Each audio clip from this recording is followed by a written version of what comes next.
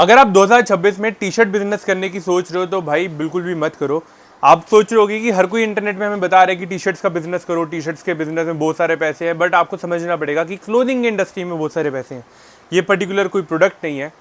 T shirt industry लोग particularly देखते हैं कि ये ब्रांड इतने करोड़ों रुपए का रेवेन्यू कर रहा है, ये ब्रांड इतने करोड़ों रुपए का रेवेन्यू कर रहा है, इतने नेट प्रॉफिट्स कर रहे हैं, हमने भी साल में इतना इतना रेवेन्यू करना है। तो वो लोग टी शर्ट्स का काम शुरू कर देते हैं, एक सप्लायर एक मैन्युफैक्चरर ढूंढते हैं एंड उनके साथ जुड़ते हैं, उनको बताते हैं कि टी शर्ट वी शर्ट ऐसे ऐसे हमने काम करना है।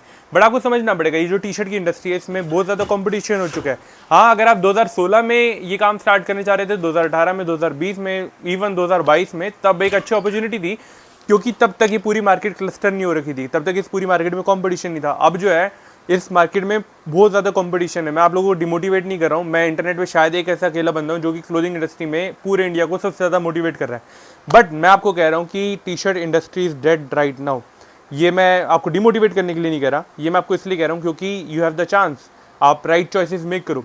आप टी शर्ट पे मत जाओ क्योंकि वो लोग सारी चीज़ें बेच रहे हैं, सारे लोग बेच रहे हैं। मान लो कोई एक टी शर्ट है, उसको बेचने के लिए आपको certain number of amount of efforts डालने पड़ेंगे, सर्टेन नंबर ऑफ आवर्स डालने पड़ेंगे, सर्टेन नंबर ऑफ मनी डालनी पड़ेगी एड्स के लिए।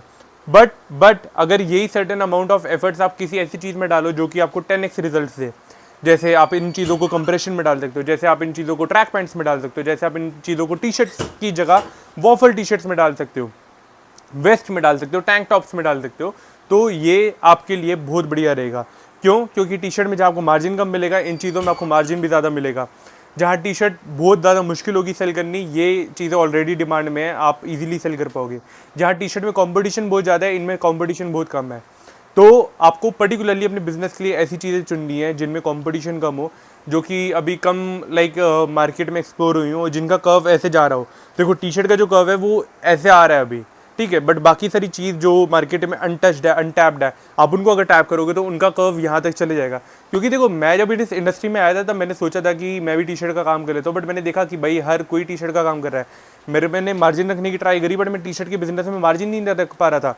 वो इसलिए नहीं रख पा रहा था क्योंकि टी शर्ट भाई लोग कहते थे कि यहाँ इतने की है, वहाँ इतने की है, और जब मैंने उसकी वेबसाइट बना के सेल करना स्टार्ट करा तो एक्चुअली में वो टी शर्ट के ऊपर एड स्पेंड बहुत ज़्यादा आ रहा था। टी शर्ट बिक रही है बट मार्जिन ही नहीं बचेगा, अच्छा एक काम ही नहीं कर पाऊंगा, तो फ़ायदा क्या टी शर्ट का काम करने का। सेम चीज़ आपको रियलाइज़ करनी है, आप इस चीज़ को आज रियलाइज़ करो, आप इस चीज़ को कल रियलाइज़ करो, आज इस चीज़ को परसों रियलाइज़ करो, बट आज नहीं तो कल आपको ये चीज़ माननी पड़ेगी एंड दूसरी आइटम्स पे शिफ्ट करना पड़ेगा। अगर आप दूसरी आइटम्स देखना चाहते हो क्या है वो दूसरी आइटम्स, तो आप हमारे नीचे दिए गए नंबर पे मैसेज कर सकते हो ट्रेंडिंग आइटम्स। तो बाकी जितनी भी ट्रेंडिंग आइटम्स चल रही है मैं वो सारी की सारी आपको सेंड कर दूंगा और आप अपने बिजनेस के लिए, अपने ब्रांड स्टार्टअप के लिए हमसे वो चीज़ें परचेज कर सकते हो। Thank you.